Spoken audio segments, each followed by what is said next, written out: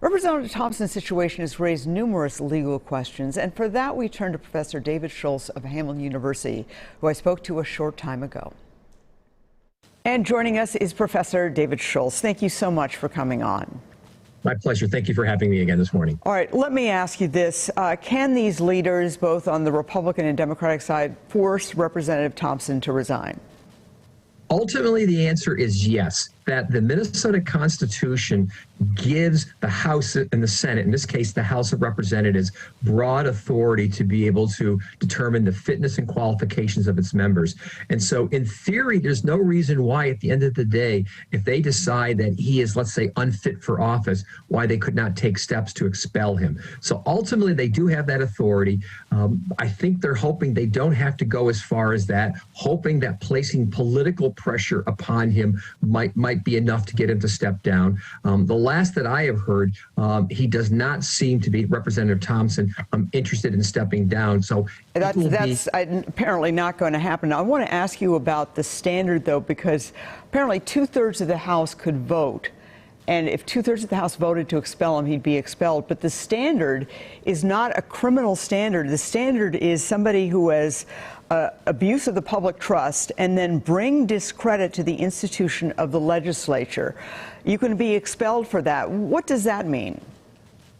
Well, the real answer is it means anything that the 2/3 of the House of Representatives says it actually means.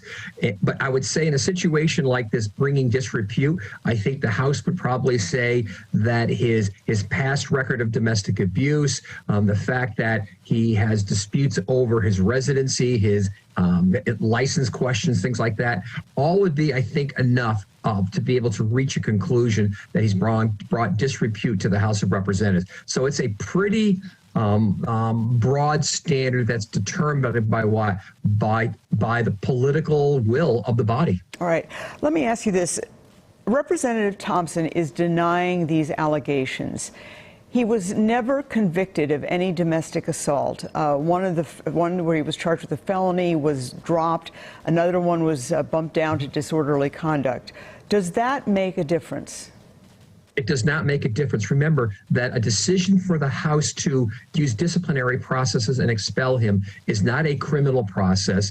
They could make a decision based upon whether or not he's been convicted criminally of domestic abuse or anything else. And so the criminal status or let's say, the record that he has in terms of actual convictions does not matter. How much of a mess is this for Democrats going into 2022? I know that sounds like a long way away for people when the entire legislature is up for election.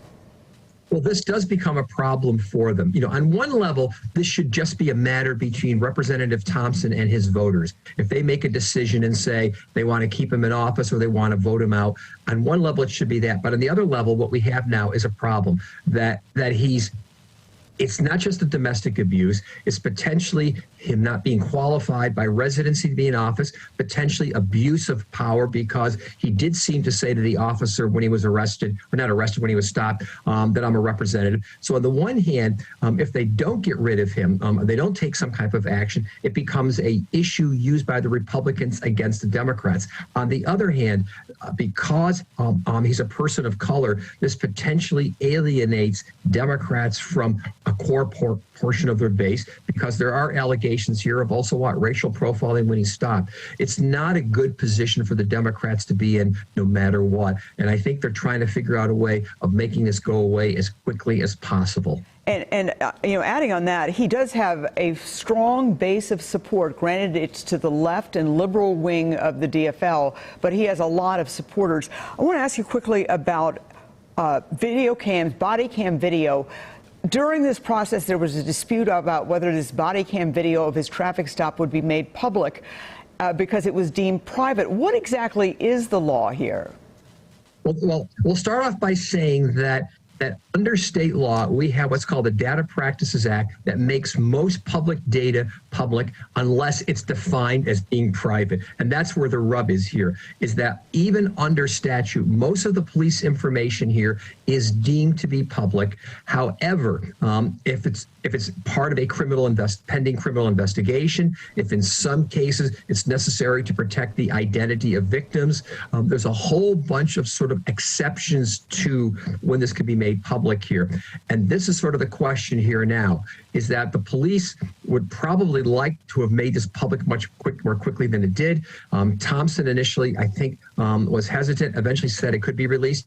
The simple answer is that, again, anything that the police have in terms of information is supposed to be public, but there are so many exceptions to the rule that make it private that you can essentially exclude the video cams if you can find one of the exceptions under the law. Right, and among those exceptions, if the incident is creating rumors or as a problem in terms of public unrest, that can lead a police department to release video, as in the case of Daunte Wright. Professor Schultz, always a pleasure. Thank you so much for coming in. My pleasure. Thank you very much, Esme.